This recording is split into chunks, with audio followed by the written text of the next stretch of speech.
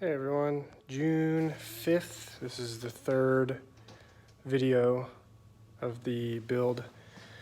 Lots of progress has been made since you guys last saw, so I'll go ahead and go through it all. A couple sticking points I had and some tips that will help you.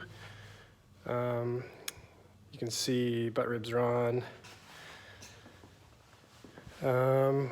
First tip, when you're doing the aluminum washers, if you look close, if you take a little bit off one side, they go on, they don't sit crooked, they'll sit nice and flat, and then you got plenty of meat on that wood to use.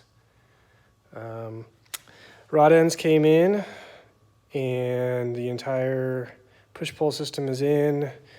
You can see the mixer assembly here, working good. Flap system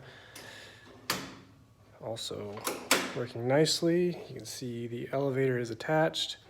It still needs to be rigged. You can see the up is much less than the down, but that can all be fixed here before I go and put covering on it. Super fill around the doors. Everything is nice and smooth, so when you cover this with fabric, you're not going to have those pieces that are kind of overlapping each other show through the fabric. Everything is nice and smooth to the touch. So I hope that turns out nice. Moving back. Redid this end, this tip. It needed a little bit of love, but I'm pretty happy with it now. Hopefully everything turns out well with that. Just a couple little holes I need to sand out. But yeah, horizontal's on. Checked the trim actuator and hooked it up to a 12-volt battery, and it works nicely. You can see the scissor link isn't on yet. Oh, that's on my list of things to do. Let's see, what else? Wings, tanks, they're just sitting in there loose. They've been cleaned on the inside, barely pulled anything out with the acetone and gasoline mix. If you look over here, some people have been having problems because they're not putting their fittings all the way in the tank, and they're having problems with the tank sitting too far this way, and then they can't get their needle through when they do their rib stitching. So if you do it right, and you actually use a tap and cut them in just above the shoulder and get those fittings in there nice and snug, there's plenty of room. So you're gonna have to cut this out a little bit, and then if you look under here, you're gonna have to cut some of this out so that if and when you need to check your finger strainer, you can rotate this fitting. As far as the vent up here, it kind of deadheads right into this piece right here. I'm not sure if I just need to cut this out and then run the hose through here or what, but I'm sure someone will comment and let me know. So these are varnished and they're obviously set in place.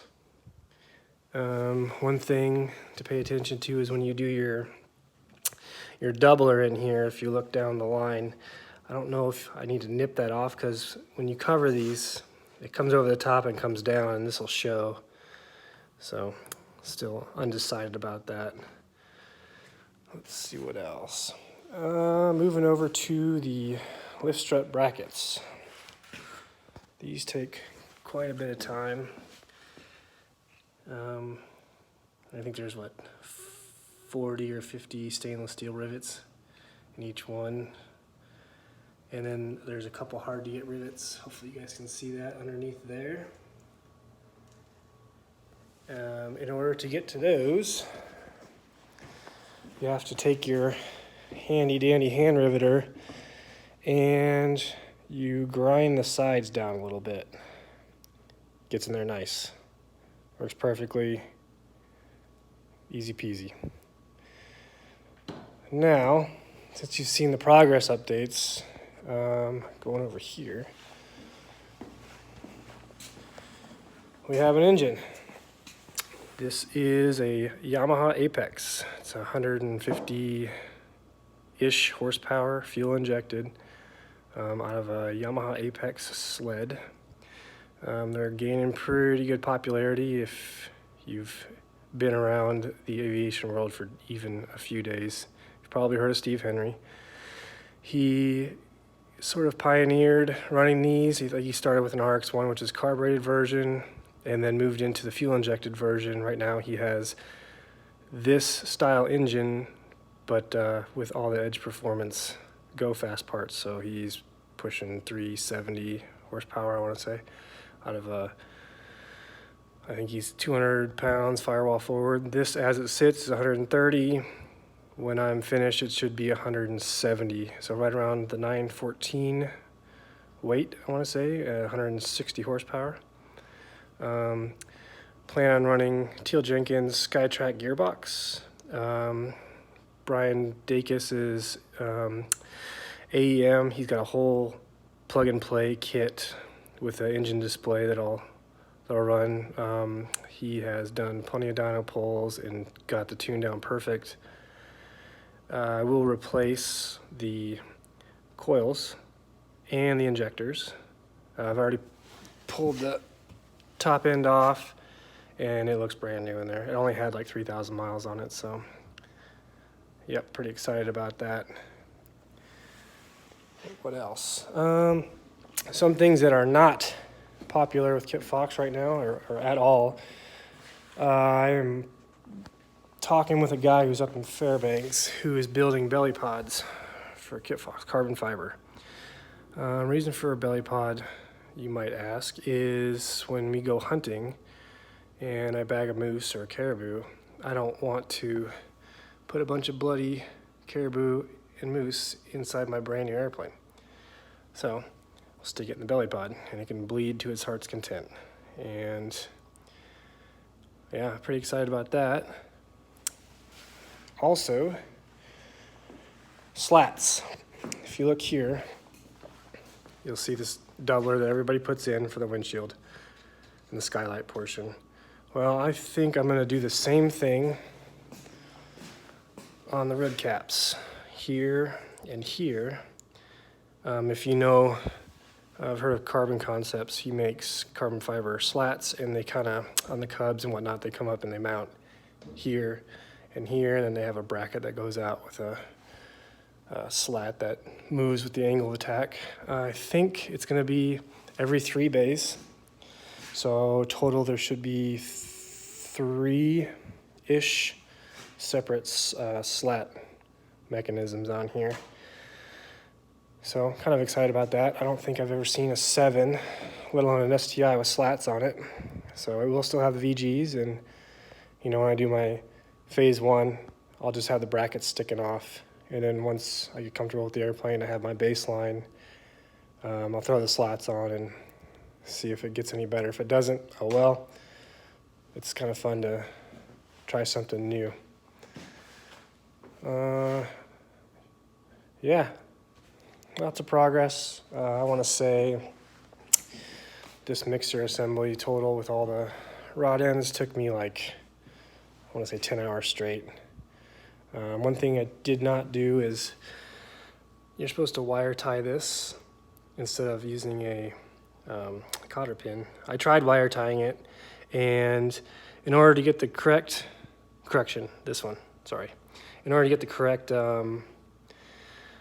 tension, it was just moving the nut ever so slightly. I didn't like how the wire was going through, and as this assembly would rotate when you pulled the flap mixer, the wire would kind of bend a little bit, and that can eventually break, and then you're going to lose your nut, and then you're going to lose your controls. So nobody wants to lose their nuts. It's a bad thing. Essentially, the tail feathers are ready to cover. I'll be covering in Stewart systems, just because it's waterborne and chemicals. I don't want to have MEK gassing off in a garage. Also, I've already covered or helped cover an aircraft in Stewart systems. I really like the system. I like the finish. Let's see. You still need to varnish the ribs. That will be Sunday. There's a fly-in tomorrow. will not be working on the plane. Making my wing rotisseries there, just some PVC pipe, making a couple tees, and then I'll hang them off the work stands there. That way I can rotate them. What else? Most people are probably asking why I decided to go with an Apex. I was gung-ho going conventional because up here, you know, redundancy is key. I was going to do an 0200 and bump the compression and do custom exhaust and try and get 120 horsepower out of it. Well, it's 220 pounds all said and done with no 200.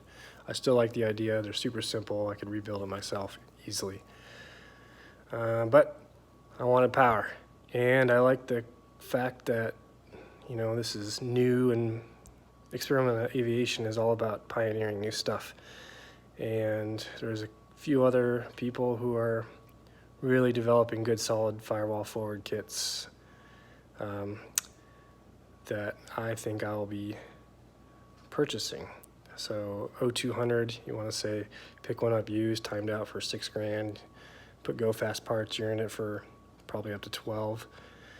This I paid $2,800 for the motor, and basically once I get done putting all the gearbox and the wiring harness and the exhaust, and I'll probably be into this motor firewall forward including prop for $20,000. That's pretty dang good. So, and it's a whole lot lighter than an 0200. I was going to do 0290, and then I was crazy and was even going to consider a 320, but if I can get the same power out of an engine that weighs nearly 100 pounds less, then that's a no-brainer. Might be a little difficult getting used to spinning $9,000 on takeoff, but these engines are born to run at high RPMs. It's basically a Yamaha R1 motorcycle engine without the gearbox assembly down there. So that is what I have for now. Still undecided whether or not I want to cover these, because they're just going to get tore up here. I kind of like thinking about getting a Cub style step right here.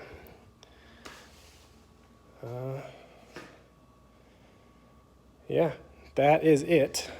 June 5th. If anybody has any questions, feel free to ask. If you see anything I've done wrong, feel free to comment too. I kind of use these videos to keep me in line and making sure I'm doing things correctly. So, everybody have a good weekend. Stay safe with all the craziness out there, and hopefully I'll get a new video out sooner than, 3 weeks? So, all right. Take care, everybody.